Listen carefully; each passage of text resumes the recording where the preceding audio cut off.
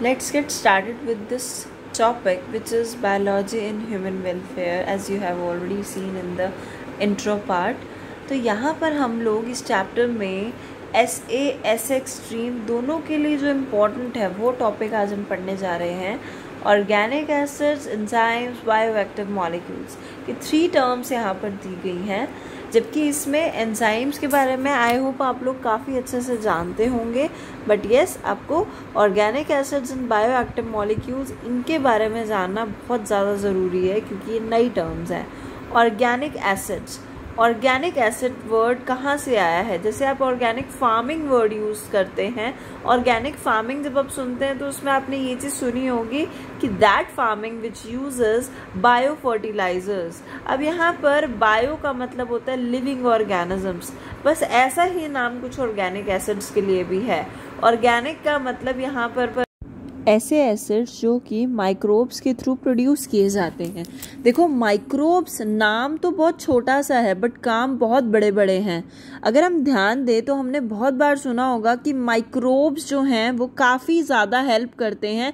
For example आपकी daily life में आप देखते हो आपके इंटेस्टाइन में भी बैक्टीरिया होता है, ई कोलाई मेनली, जो कि आपकी जो डाइजेशन प्रोसेस है उसको एनहेंस करता है, अच्छा करता है.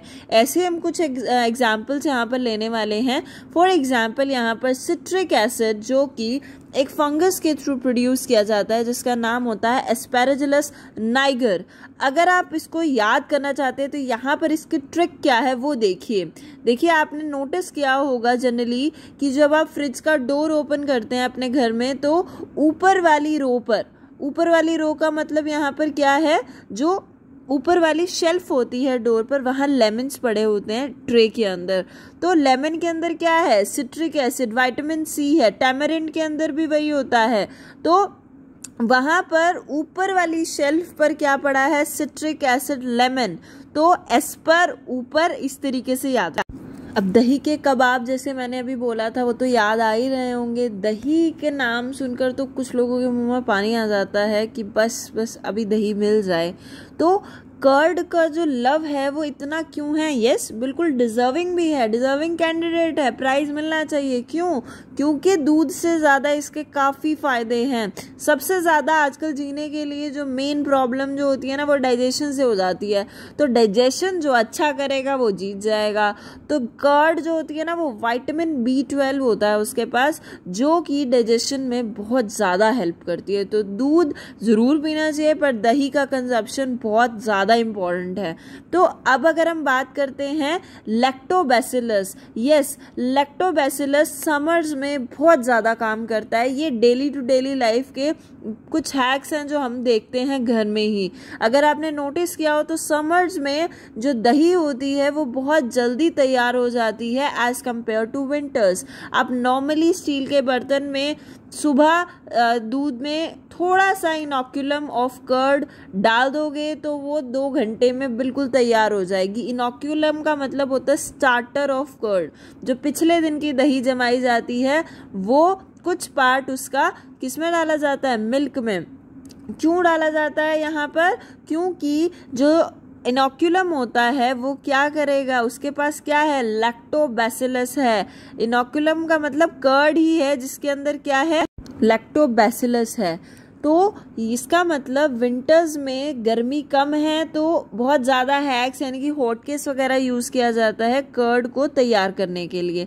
तो लैक्टिक एसिड एक बैक्टीरिया से तैयार किया जाता है, लैक्टोबैसिलस. नाम बहुत इजी है, बैसिलस वर्ड हमेशा बैक्टीरिया से ही रिलेटेड होगा. नेक्स्ट उससे भी इजी आपको याद रखना है एसिटोबैक्टर, जो कि कौन सा एसिड प्रोड्यूस कर रहा है? एसिटिक एसिड प्रोड्यूस कर रहा है. एसिटिक एसिड एसिटोबैक्टर बहुत इजी है, आराम से याद हो जाएगा. एंजाइम्स का मैंने जैसे बोला आप लोग खुद अच्छे से तैयार कर सकते हैं. बहुत इजी सा कॉन्सेप्ट है, बिल्कुल नाम बस याद रख लीजिए. प्रोटीएजेस, पेक्टिनेजेस, सेल्यूलेजेस आपने सुने होंगे बहुत बार. नेक्स्ट इंपॉर्टेंट बात है बायोएक्टिव मॉलिक्यूल्स. अगेन यहाँ माइक्रो ऑर्गेनिजम्स की बात हो रही है. बायो मतलब माइक्रो ऑर्गेनिज्म, एक्टिव मॉलिक्यूल जो कि कुछ ना कुछ एक ऐसी फॉर्म प्रोड्यूस करेंगे जो एक्टिवली कुछ ना कुछ फंक्शन कर रही है. That's why they are known as bioactive molecules. अब यहाँ पर सबसे पहले हम एक फंगस के बारे में बात कर रहे हैं आपने कई बार सुना होगा कि कई बार गर्ल्स ज़्यादातर बताती होंगी कि जो डर्मा है, डर्मा स्किन किसकी, नेल्स की, वहाँ पर कुछ फंगल इन्फेक्शन उनको देखने को मिलता है। क्यों? क्योंकि कई बार जब nail paints again and again apply की जाती है विदाउट कीपिंग एनी इंटरवल, तब वहाँ फंगल इन्फेक्शन हो जाती है। तो डर्मा से स्किन याद रखो। ट्राइकोडर्मा एक फंगस का नाम है। अगर आपको ना याद रहे तो आप ये एग्जाम्पल जो मैंने अभी बताया वो आप याद रख सकते हो। तो ट्राइकोडर्मा पोलीस्पोरम, ये पोलीस्पोरम वाली जो फंगस है ये एक एक्टिव मॉलिक्यूल प्रोड्यूस करी है जिसका नाम है साइक्लोस्पोरिन ए। पोलीस्पोरम क्या प्रोड्यूस कर रही है? साइक्लोस्पोरिन ए। ये क्या करता है? ये हमारे इम्यून सिस्टम को सप्रेस करने में हेल्प करता है। अरे अरे अरे, अगर सप्रेस कर दिया तो एक ह्यूमन बीइंग की डेथ भी हो सकती है। तो इसका मतलब क्या है? देखिए कई बार क्या होता है, फॉर एग्जाम्पल आप समझिए कि कई बार आपके घर पे कोई आता है, तो छोटा बच्चा अगर आपके घर पे है तो वो जनरली थोड़ा सा कई बार इग्नोरेंट फील करता है, वो चिढ़ने लग जाता है। कई बार वो दूसरे जो बाहर से आया हुआ इंसान उसको एक्सेप्ट नहीं कर पाता, उसको रिजेक्ट कर देता है। ऐसा ही केस हमारी बॉडी के साथ भी हो सकता है।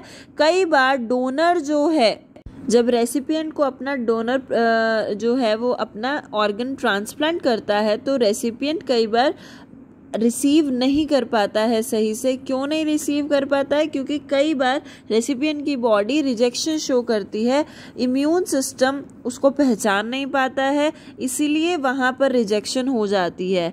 तो साइक्लोस्पोरिन ए क्या करता है? साइक्लोस्पोरिन ए हमारे इम्यून सिस्टम को, जो एक फास्ट फॉर्म में चल रहा होता है, जब ऑर्गन ट्रांसप्लांट होना होता है तब उसको थोड़ा सप्रेस करता है ताकि रिजेक्शन के चांसेस कम हो जाएं।